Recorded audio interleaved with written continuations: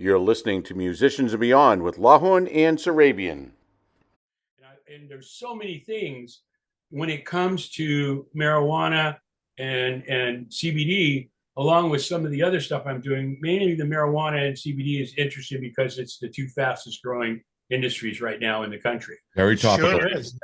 Yeah, and they're finding a lot of medical benefits to both. And my partner and I in King Clone, my partner's all about the medical uses of it. Like I told you, Granddaddy Purp, which is that purple strain of pot that you'll see it on the next frame, is amazing for pain.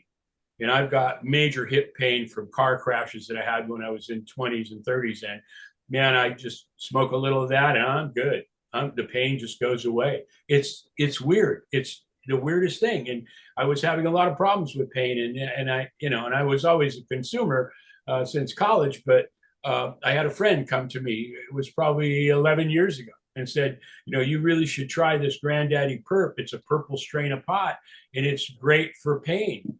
So I went out, unlike my set rule of never letting anybody know you smoke. I went out, went to a medical green doctor, got my card, got my state card, and then went to collectives and started trying to buy Granddaddy Purp. And every collective had it, but it was no different than what I was getting from my guy in Northern California, way up north. And so I, after about a year and spending around $3,000 trying to find this purple pot that everybody had, I gave up on it because every collective had it, but it wasn't it. So anyway, I get this call from this guy that says, hey, we need a logo for a product. And I said, I don't do logos. And he hesitated. He goes, what do you mean? He said, you're a designer. I've seen you on social media. You do logos. And I said, well, not really. Let me ask you a question. Do you have any children? He said, yeah. I said, well, how would you like it if I came and got one of your kids and raised it the way I wanted to? You had nothing to say about it. And he was like taken back. And he goes, well, what do you mean? I said, look, I don't have any kids. What I create are my children, okay? And I care about them. And the last thing I want to do is create a logo for you and have you take it and go to somebody else and them screw it all up. That's not what I'm about. But if you want to build a brand, then I'm interested. So they made an appointment. They came from Northern California. One guy's in a wheelchair. The other guy's Vietnamese. And they come, we carry him upstairs because I'm in a 2-story fourplex, and bring his wheelchair. And so we're sitting there, and they wouldn't tell me what the product was. I think they were afraid that I might say, well, it's marijuana. I don't want to get involved with it. And it comes to find out that they have this strain that they need a logo for and branding done called Granddaddy Purp. And it came to me. I had been looking for it for a year, and I never found it, and it found me. That's weird. And so I said, Granddaddy Purp, well, that's a coincidence because I have Granddaddy Purp, and I brought out what I had, and the guy in the wheelchair looks at it, and he laughs, and he tells the other guy, he goes, okay, show him. So they pull out this big mason jar, and they lift the lid, and immediately the whole room was filled with this incredible odor, and this pot was purple. It was purple. And what I had been doing, there's a way that you can trick a marijuana plant into turning purple, whether it's cold or heat. It turns purple, then they cut it and harvest it, and it's purple. But when you break it open, it's green on the inside. When you took their pot and broke it open, it was purple all the way through. And I tell you, from that day on, I made partners, but the grower, the cultivator, the genetics guy, and I became partners, and we started King Clones, and we sell a lot of clones. And he is the only one that has the original genetics, because they sold some of it, but then just because you buy a genetic doesn't mean you can grow it correctly. And my partner is a fanatic about growing. I mean, he grows 400 pounds every 10 days, and it's gone within 2 or 3 days. And because he's affiliated with the second largest collective in San Jose called CA Collective, and so he's got 9 grows, and he creates all these clones, little baby plants, and so it's a great industry. So we became partners. They hired me to create Granddaddy Purp, and I did. and we'll see that in the next frame. But I'm more interested in talking about, because Granddaddy Purp became a strain. It was no longer really a company. It was a brand, but it was a strain that was owned by King Clone. We created King Clone. You see the logo behind me there. And we came up with the tagline, and you start with us, you finish with the best. Okay. And basically what that is saying is you can start with us, whether you're a first time user or, a user, or you're a first time grower or a full-time grower. When you start with us, when you start with our genetics and you start with our brands, then you'll have the best there is. And so that really caught on. And what you see behind me over here is all the awards that we've won, because they used to have these conventions. They start during the pandemic, it was all ended, but they'd have conventions and thousands of people would show up, and you were buying bongs. And, some places, depending on what city it was, you could actually buy marijuana and concentrates and stuff like that. So we entered a lot of contests with our strains, and those are some of the awards that we won before the pandemic. And then what you see right there, over here, all the strains, my partner who created and keeps the genetic for Granddaddy Purp also creates all these new strains, about 14 a year. So I created logos for each one. I did the lettering, and I created a type font and lettered, and there's got to be like 40 of them now. And you see all the different lettering again, so that nobody, because the problem with the industry is you can't trademark anything. Okay, because it's not federally legal, so you can't really trademark it. And so what we did was we created a lettering font that I own. Okay, and if anybody tries to duplicate that font, it's a copyright infringement. So that's how we got around protecting our strain names. If you come out with Gorilla Dust and it takes off, everybody's got Gorilla Dust. Everybody's got the next strain, and the consumer is looking for the next thing. It's like there's so much of it and so many different strains. There's got to be thousands of strains from all these companies that are creating a strain and naming it. And one of the other problems was consistency. One of the things that my partner Ben does is he grows out the strain 3 times, so it's close to a year before he'll actually take that strain and release it to the public, because he wants to make sure that it's consistent. So you buy it today and it works for you. You go back next week, you get the same name, but it's a whole different thing. So when you buy a King Clone strain, you can rest assured that every time you buy that strain, it's going to be exactly the same. And that's a big problem that the industry has to this day, because like Ben is probably one of the best growers in the industry. And then what you see over here behind me is the logo that I created for the CA Collective, which is the second largest collective in San Jose. And that's where my partner is partners with the guy that they own CA. And they probably put $30 million into that place. It's amazing. They just rented an empty space and built it all out with everything, all the equipment, the sprinklers, the CO2. I mean, it's crazy. It's crazy, some of these places and the money that they spend. And then what you see over here is on the top part is a poster that we did for CA with all these, like a floral bouquet with all these marijuana buds, and then little packages of the pot and stuff, and talking about how this is where you go to get the best there is. And then what you see down here is a logo that I did for Mango Tango, which was an edible, a cupcake that we made edible, THC, and we called it Mango Tango, and I did that logo for them. And it's been an interesting industry because of it's a lot like the record business, because it's so current and it's so right now. I mean, it's just really kind of nuts how all that works. And being part of that for me is really kind of exciting. And I'm going to go to the next frame where you'll see some more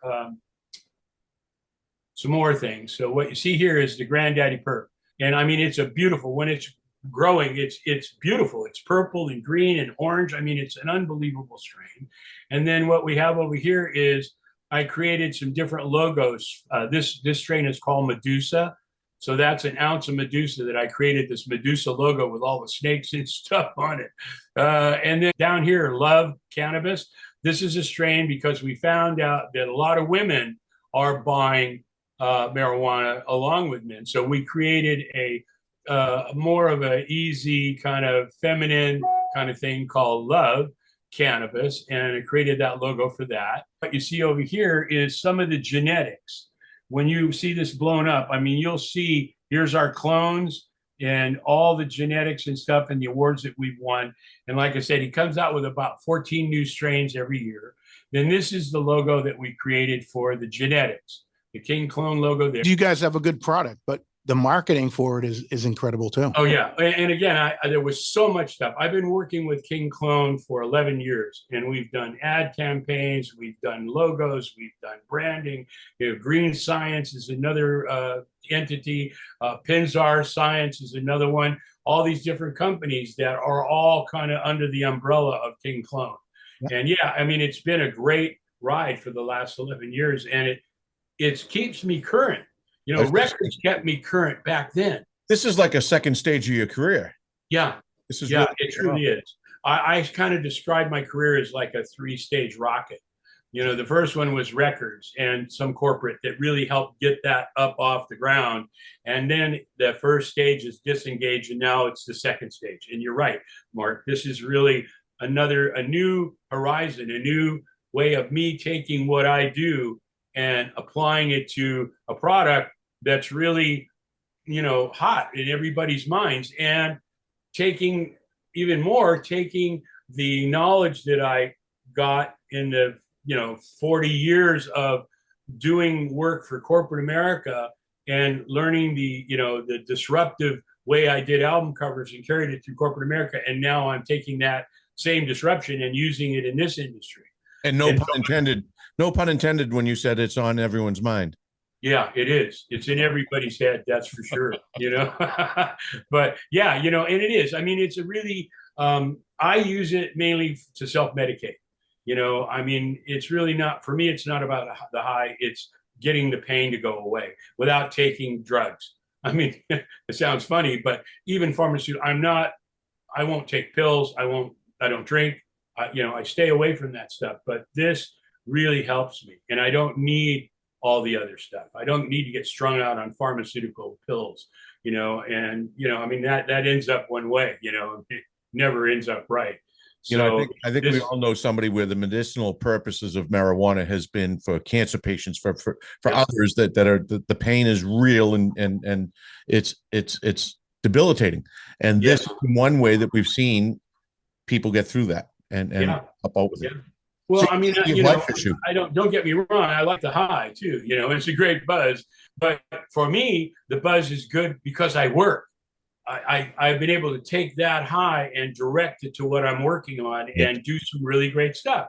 I mean, it's not like everything I've ever done, I've been high, but it really helps. It helps you get beyond everything that's hanging you up every day, all the shit that goes on in your world. And, I just filter that out and I focus on what I'm doing. And it really has helped me in my ability to create.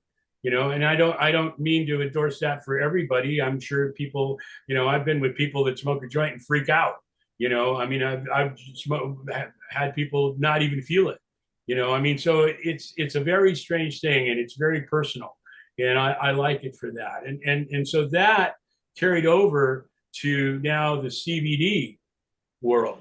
Okay, about 5 years ago, I met this guy who was selling glassware to my cousin's head shop, and he was talking about CBD, and I had never heard of CBD. Who knew what CBD was? It's brand new, so to speak, compared to marijuana. And so he was talking to me about needing a logo for this company, and I said sure, and then I never heard anything from him. About 4 years later, he reaches out to me and he goes, I don't know whether you remember me or not. I got your number from your cousin, and I don't know whether you remember me, but I was talking to you about doing a logo, and I didn't use you, and I kick myself in the ass every day for not using you, because I went to a company called 99 Designs, and they gave me a logo, and it really isn't any good. And and it wasn't. I mean, it was really bad. You had to search for what the name of the company was. It was just really not done well. But this is a company that hires all these people that think they're designers, and they pay them very little, and they give them thousands of, and usually it's 100 variations on one idea. So it's not really different ideas. So he asked me if I would get involved with this company. It was called Cali Born Dreams, and I did for them too, ad campaigns and all kinds of stuff. And the newest stuff that we've just gotten into, and this is probably what you see back here is his full line. So this guy's a baller. He has tinctures, he has gummies, he has smokable. People actually smoke CBD, which is the weirdest thing because you can't feel it. It's one thing to smoke marijuana. You feel it when you smoke CBD flowers, it looks just like cannabis. And it is cannabis, but it's hemp. And it has no THC value. So you smoke it and my sister-in-law uses it to keep from smoking cigarettes. So it's because a lot of it's this physical thing with your hands and holding something. So I'll roll her a few joints of this hemp and, it pacifies her, her need to smoke tobacco.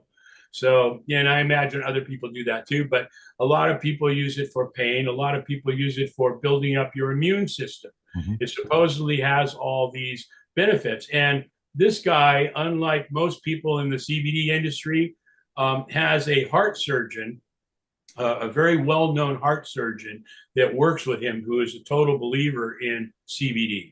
So he's been working with us, and we've created campaigns with using him. And here's what he said. And so that's a full line you see there. It's got tinctures and all the rest of it. And then down here is the labels that I just created for his gummies, and you'll see those right here. And this really, for me, is exciting because it illustrates the 30 years of working with Nestle and Kraft and food companies like that, because I learned how to make things look delicious. And, that plays with color, composition, subject matter, all that really plays heavily into having somebody look at that and go, wow, I want to try that. And I also learned it in the Army. I was in the Army Reserve. I ran 3 mess halls. I was a cook. And, I learned very quickly that if you can make something look good, they'll put it on their plate. Whether they eat it or not, that's, my job is to get them to put it on their plate. So the same thing applies here. I've had people tell me, I don't know what CBD is, but I would eat those because they look healthy. They look delicious. They're clean. And so, that really sort of comes from Nestle and learning all about that for 30 years. And then what the newest thing up here is, you see the drinks. He's got CBD drinks, lemonades, 4 different kinds of lemonade. Now you'll see that 2 of them are CBD drinks. 2 of them are Delta 9. Now Delta 9 is it's a hemp-based product, but it's got more THC in it. And they haven't outlawed it and stuff. And so it's, some stores won't carry it. This packaging, he showed this, this doctor, this heart surgeon, went with him on a call to a guy that's president of 3,000 independent 7-Elevens and Circle Ks. Those are fast, convenience stores.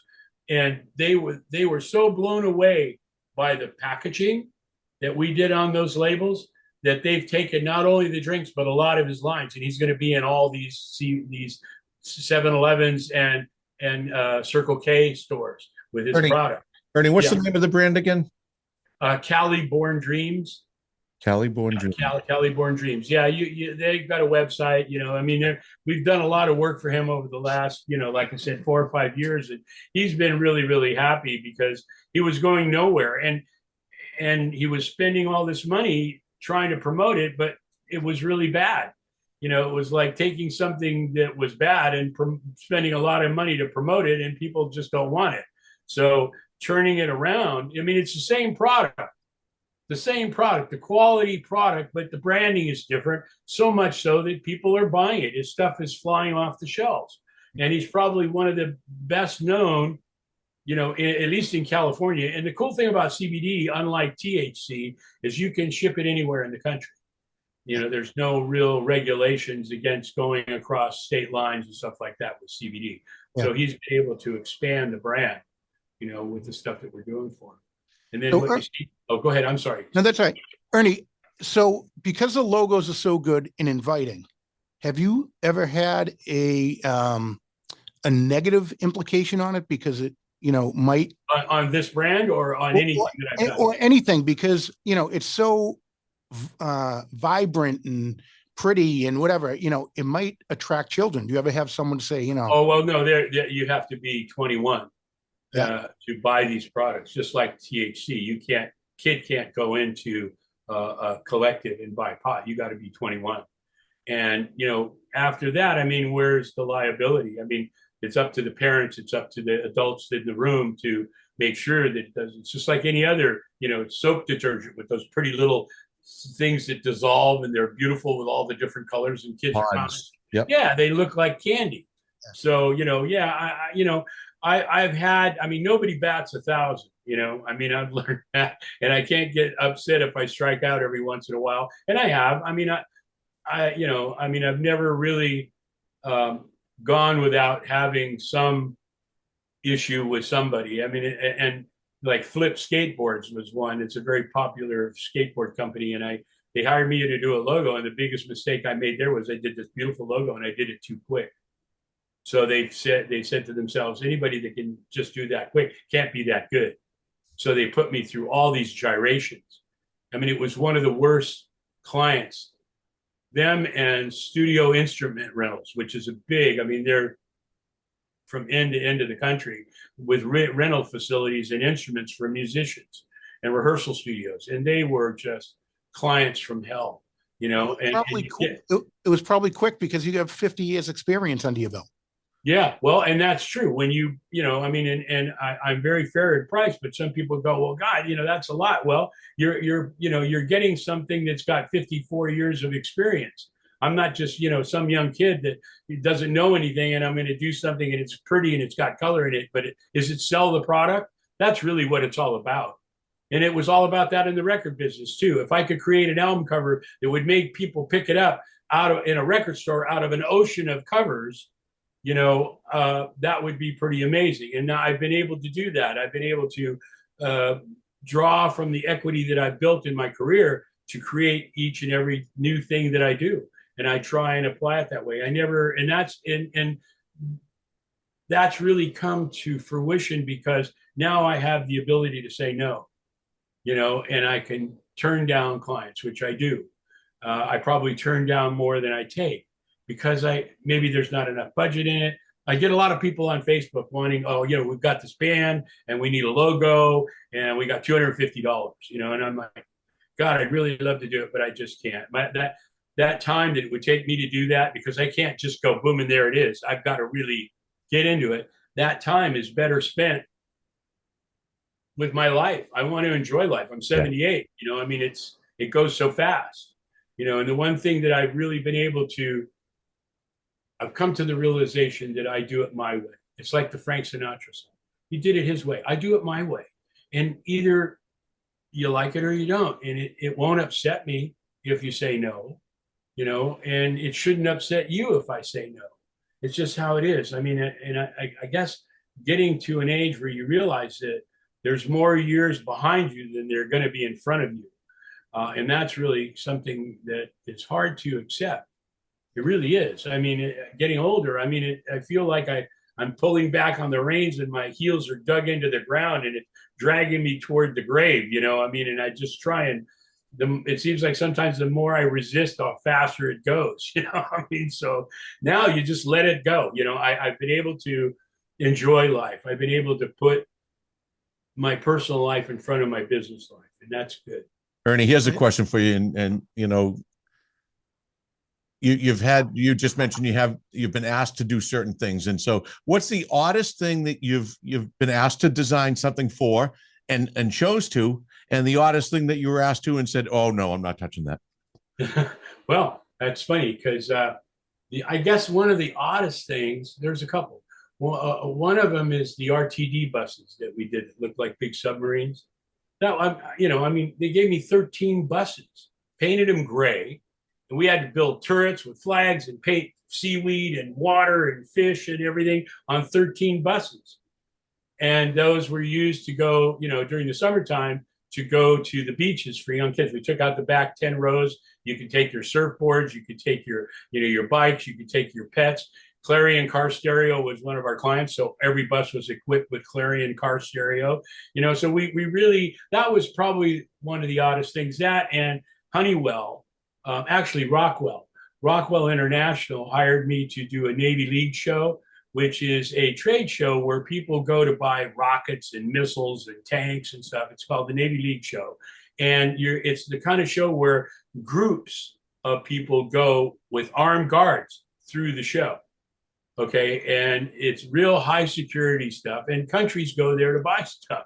And so they asked me to design a booth. And so I created a 40 by 60, which was huge booth, that when you walked into the booth, there were these round portal shapes that looked like you were in a submarine. And when the show started, the portal doors lifted up and the music started, and you're looking in this, what looked like it's all underwater. And there's a bust of Neptune that's, like a statue that's been disrupted on the ground. And we projected a face onto that, and Neptune's talking about this three-ring laser gyro guidance system for nuclear submarines and battleships. Okay, and I did that show 2 years in a row. It was so successful the first year. We revamped the whole booth and did it again the second time. So that was kind of odd as well. Ones that I say no to, one was just recent with some scientists and doctors who had a pain cream that I just didn't feel good about.